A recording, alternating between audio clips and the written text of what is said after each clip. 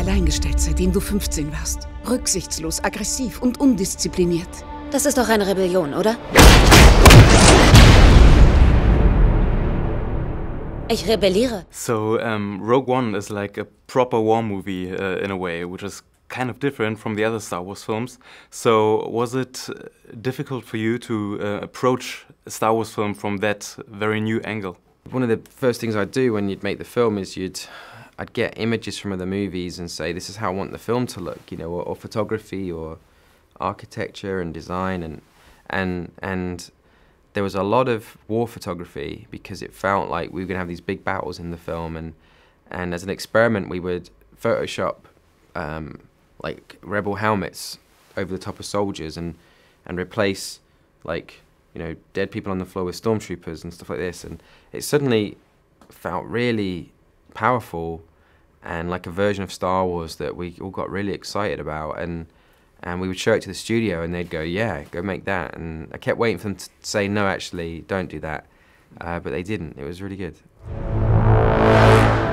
Wir haben eine Mission für dich.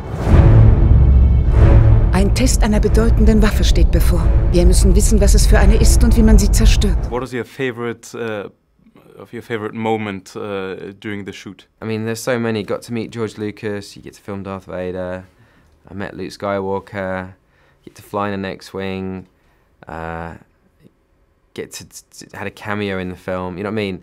You have these amazing, crazy experiences and you can't tell anyone. It's like a secret making Star Wars.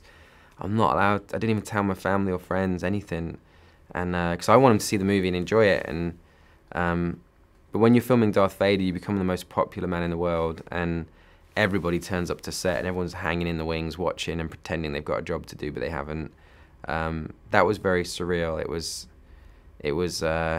even though you know it's a man in a costume, you get very intimidated by him, and we learned that he had to take his helmet off and just we'd do the rehearsals with the actor without any helmet on, because the second he puts the helmet on, it's Darth Vader and you can't tell Darth Vader what to do. It feels wrong, it feels too intimidating. Everybody's like, Lord, if you just step forwards, and everyone's scared they're going to get killed if you make a mistake, and so he just has that effect on you. It's weird. Die Welt gerät aus den Fugen.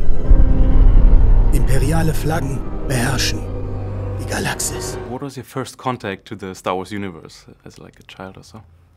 It was just there when I was a kid.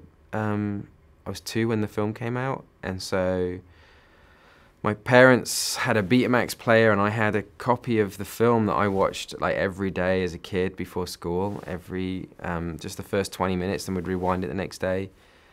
And I learned it off by heart. We'd do car journeys to see my grandparents in Wales, which was like a 2-hour journey, and so I would recite the whole dialogue with all the sound effects to try and pass that time, and I knew the whole thing.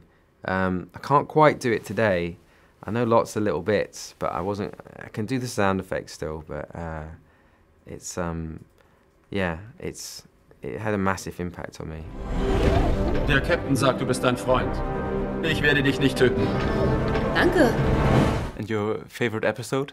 The New Hope, because it was the one that began it all, but I think Empire Strikes Back is visually probably the strongest. Bist du dabei? Voll und ganz.